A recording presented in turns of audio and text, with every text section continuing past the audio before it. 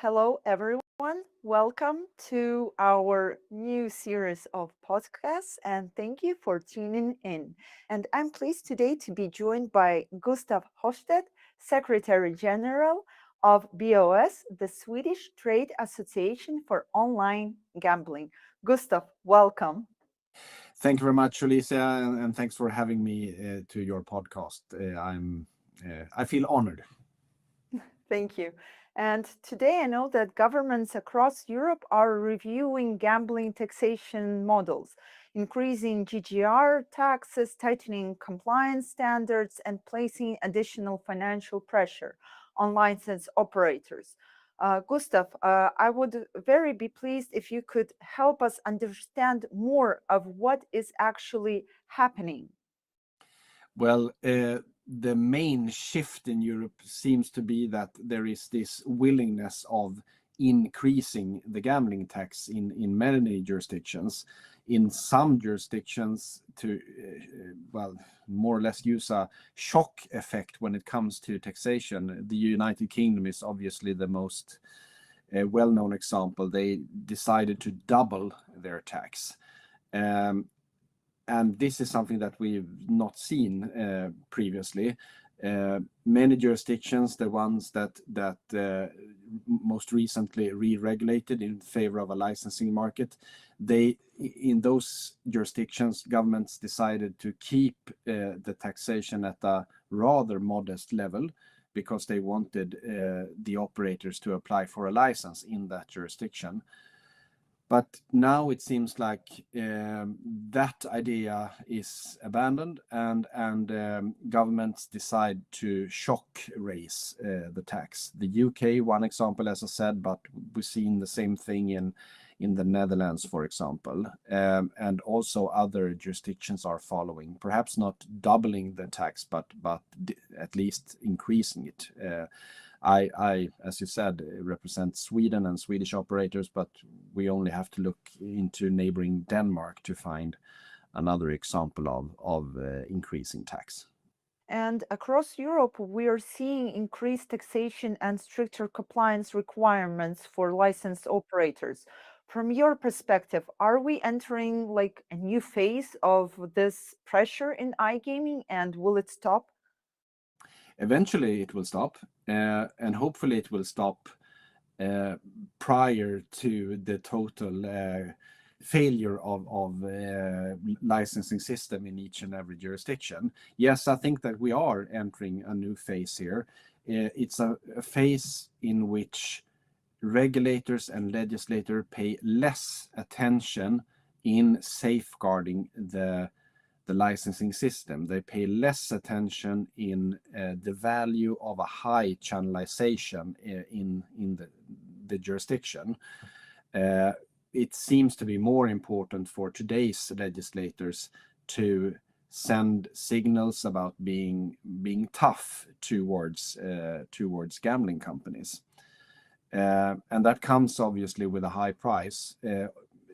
The price for us, since I represent the gambling companies, the licensed ones, of course, the price is losses in profitability because obviously increased taxation means less profitability.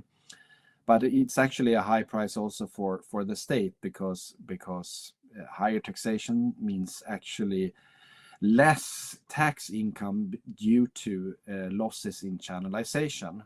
And more importantly, I constantly stress that taxation is not the number one, shall not be the number one reason for a state to offer a licensing system. The number one reason shall always be consumer protection. And consumer protection, the value of consumer protection is decreasing when channelization is decreasing. Interesting. And from Sweden perspective, Sweden recently increased its gambling tax from 18% to 22, if I'm correct. Yeah, you've done your homework, Alicia. It's correct that Sweden, some 500 days ago or so, decided to increase the tax from 18 to 20%. For me, it was a shock with this raise of 4 percentage points. But now, when I compare to fellow jurisdictions such as the UK and the Netherlands, I understand that well, maybe I have French nerves to react on an increase of 4 percentage points. I assume that my friends in the UK and the Netherlands would welcome such a relatively modest increase. But nevertheless, I'm quite convinced also in Sweden that we also pay a price, namely, once again, lost channelization, lost consumer protection. So it was unwise even for Swedish legislators to take that slightly modest decision in increasing the taxation. And in fact, there was a rumor this spring that the government intended to take yet another step in increasing the gambling tax. So we've had intense discussions with the government during the past week, and well, you can never be certain, can you? But I am as certain as you can be that the government in Sweden will not increase the tax more during this term of office. Sweden goes to the election polls later this coming autumn, and I do not expect, I'm actually quite convinced that we will see no tax increases in gambling in Sweden during the remaining half of year that we have with this government. But what were the actual reasoning behind this change from 18 to 20%? Profit hunger. Profit, just profit? Yes, states hunger after easy money, and they are usually wrong, but they think that increasing tax on products like gambling is easy money. So that was the main reason, and it's only too common, at least in my own jurisdiction, that well, the government is usually formed out of several different political parties, and they obviously have a dialogue on the budget for the next year. And at a very late stage, they find out that, okay, we are still missing a couple of 100 million krona. Where shall we find those money? And it's only too common that they look at snus. Snus is a very popular Swedish tobacco product, or they look at alcohol, or they look at gambling. The problem, once again, and I'm sorry that I repeat myself like a parrot over and over again, but the problem with thinking like that is that it will only backfire when you increase the tax level above a certain level. It's like a classical Laffer curve for those of us who understand economics, and you will actually receive less in tax income, and the reason is that the consumers they leave the regulated market. I agree. And have you seen any, maybe let's say, strict or very high impact on channelization rates or competitiveness versus unlicensed operators?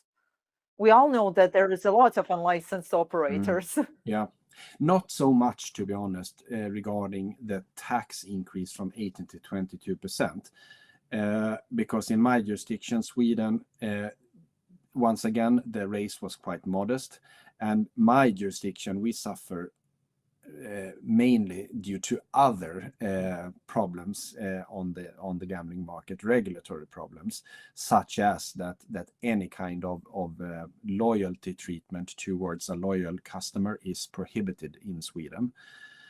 Whereas obviously the unlicensed gambling market, they are extremely generous when it comes to loyalty offers towards the customers. So no, we haven't seen much of an impact on channelization in Sweden due to this tax increase. However, we do suffer of lost channelization due to other reasons, and And when it comes to online casino, at least every fourth Swedish gambling krona is our local currency here, is lost to the unlicensed gambling market. So at least 25% of our gambling market when it comes to online casino is leaking. That can be compared to the Netherlands. I love the Netherlands, but it is a disaster when it comes to gambling regulation. I'm sure that you've heard about that KSA, their gambling authority, has announced that today more than half of their gambling market is illegal. So are we worst in class? No, definitely not. We have a fairly functioning system, and we have a higher channelization in other product verticals than online casinos, such as sports betting and also horse betting, which is very, very popular here in Sweden. But are we performing well enough? No, certainly not. There is a governmental goal that at least 90% of gambling in Sweden shall take place on the legal licensed gambling market. We are not there. So we have to perform better. Yeah, that's true. And when we talk about taxes, especially tax increase and compliance requirements grow, margins inevitably shrink. In practical terms, what does that actually mean for operators? Are we talking about reduced marketing, fewer bonuses, less innovation, or even maybe something deeper? Well, they don't have to scrap their bonus system, because the bonus system is from the very beginning prohibited, as I said, in Sweden. But yes, it means less marketing and, more importantly, less profitability for the legal market. The fundamental problem here is that the unlicensed gambling market continue to be super profitable, and in the long run, it is difficult to convince a legal licensed operator to stay and comply with all those rules and pay the tax that unlicensed operators don't do, especially if the state is unable or unwilling to defend the channelization on the licensed gambling market. So what we may see, not in Sweden in a short run, but what we certainly see in other European jurisdictions, is that, well, the consumers, they abandon the licensed market. And why shall you be there as a licensed operator if the consumers are elsewhere? So in that case, it is likely to see simply that licensed operators, they withdraw from the market. They have to find other more profitable jurisdictions. Those companies, they are publicly listed, they are very serious, so it's not an alternative for them to offer their games on the unlicensed market. So they simply decide to be absent on a market that has so many compliance regulations that it is simply unprofitable to operate on that market. And this is a problem, because the attractiveness on the licensed market is actually decided upon that you have numerous alternatives as consumer. So for each and every licensed operator that leave the licensed market due to too much tax or too much regulation, also causes a loss in the attractiveness of the licensed market. And once again, if the licensed market is not attractive, where, Olesia, where do the consumers go to? To unlicensed, Indeed, to the yeah, black market, yeah. let's say. Yeah, unfortunately. Oh, yeah, that's a big problem. And as I know, Europe often positions itself as a leader in responsible gambling and regulatory standards. But where is this tipping point? At what stage does regulation begin to undermine competitiveness rather than protect consumers? Yeah, I mean, that's something that we in each and every jurisdiction have to decide upon. And luckily, at least my government decided that point appears when channelization drops below 90%. So we know exactly when that happens. And it has happened in Sweden. I believe that the Netherlands, they decided for a 80% channelization. So they said that, okay, we can accept a drop of 20%, but if it goes below that, then we don't have a sustainable gambling market in the Netherlands any longer. And as we are well aware of, they dropped significantly from that level. So I know it's painful for governments to set up goals in which they can actually be supervised whether they are successful or not. But regardless, or even more importantly, I sincerely stress the importance for governments to set up channelization goals, because then they also acknowledge that creating a functioning gambling regulation is a balance point.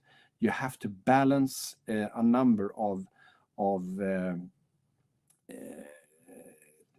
conflicts, and you have to accept the fact that the legal market must be attractive, but you do know that attractiveness also causes risk when it comes to problem gambling, because it's actually, well, what's fun on the gambling market can also be hazardous. And that is something that has to be understood and embraced and balanced by the legislator and the regulator. If the legislator doesn't accept any kind of fun, any kind of risk on the licensed market, then no consumer wants to be there. So this matured discussion about accepting this conflict in interest on the license market is something that is a necessity from any government, any legislator, any regulator. And I don't see that in Europe at the moment. As you began this podcast, regulation, taxation only increases, and one can ask, when will it end? Because eventually it will end. I thought, and I was wrong, that the level of channelization that the Netherlands have, I thought that would be impossible. I thought that the licensing system would crash before, because how can you morally uphold a system where more than half of the consumption is taking place outside your regulated market? But apparently it's still possible to from a parliament's and a government's perspective to uphold such a system. But eventually, when it reaches a very low number in channelization, the system will crash.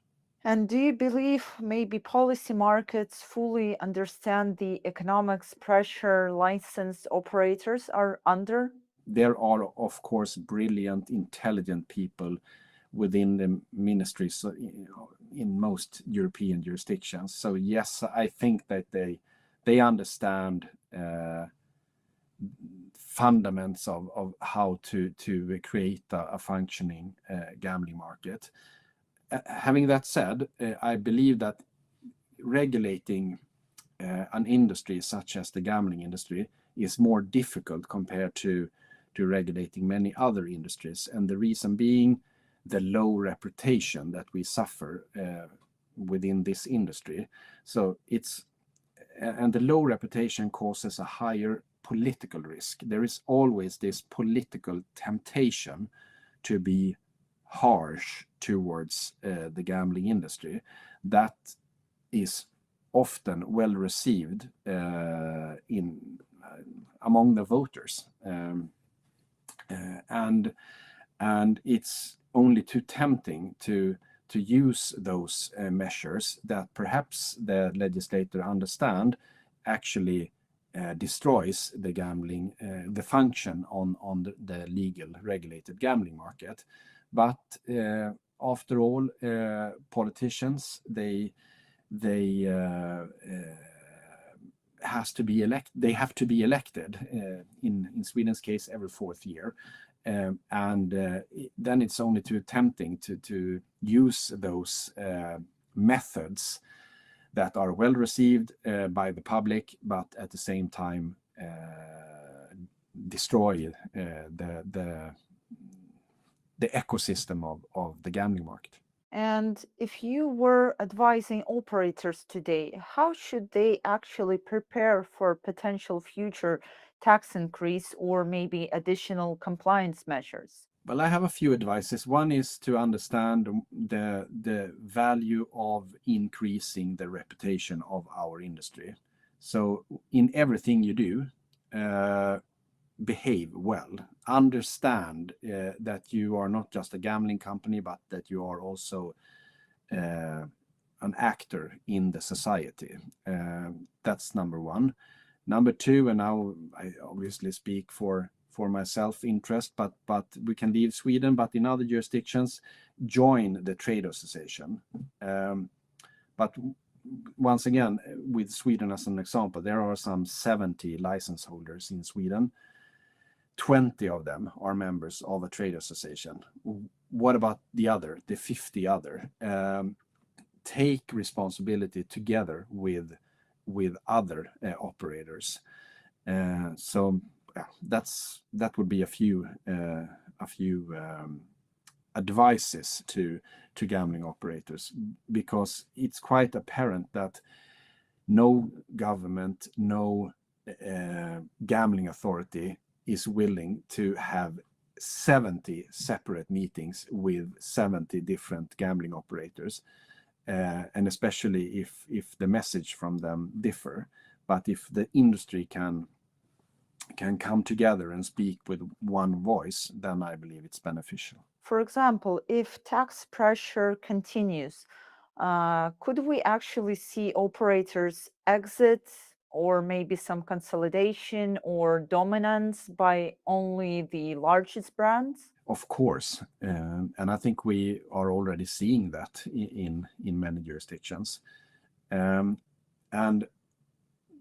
so that is a problem, because it has a negative impact on innovation and competition. There are many great companies there, and they shall compete on the customer. They shall not be pushed away by too burdensome taxation and regulation, because if that happens, the attractiveness of the offer on the license market will decrease. And looking ahead 3 to 5 years, are you optimistic or concerned about the direction European iGaming is heading? Very good question. I think I am, at the end of the day, optimistic. For example, if you look at 5-10 years in hindsight, you can see that many European jurisdictions were in fact gambling monopolies. So the state operated a gambling company. It was usually quite unpopular among consumers. Whereas more and more European jurisdictions understand that we have to allow competition, multi-licensing system with many gambling companies. Finland next year is about to re-regulate, so they are just waiting to offer an attractive licensing market, just as the Danish and the Swedish gambling market. So that's great, and I expect also other European jurisdictions to do the same. Norway, Iceland, Luxembourg, and Austria, and hopefully Switzerland as well. I was also thinking about Swiss. Yeah, I certainly hope that they will re-regulate and allow a multi-licensing system as well. So in the long run, I am optimistic, but we may see, it's actually quite plausible, licensing systems that will more or less crash prior to that. Hopefully not in particularly many jurisdictions, but I would not be surprised if one or two or three already re-regulated markets with a licensing system actually crash due to a far too low channelization. And that could be it could be Germany, it could be the Netherlands. I assume those countries are at the forefront of a total failure. And what should actually regulators and government be doing differently if they want sustainable, competitive license markets? Maybe also some of your thoughts, your advices in it. I think they shall understand that it's perfectly possible to create a licensing system with a high level of channelization, high tax profitability for the state, a high level of consumer protection, and all that is impossible if you understand the importance of the balance of a licensing system. We have already seen, both in Denmark as well as the UK, that those jurisdictions, they have been offering gambling markets, legal gambling markets, that have a plus 90% channelization. Both those jurisdictions now seem to abandon the idea of the importance of high channelization. UK is shock raising their tax.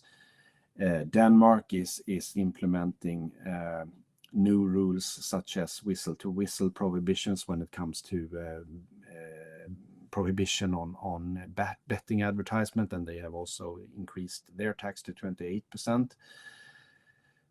So both those jurisdictions they are likely to now go down in channelization. But for many, many years, both Denmark and the United Kingdom showed the rest of us that you can actually create a sustainable gambling market. And that's an important message, I believe. And before we wrap up, Gustaf, what is the one key message you would like policy markets and industry stakeholders to understand about taxation and market sustainability? That channelization is the key. You achieve every goal you have on the market if you understand the value of channelization.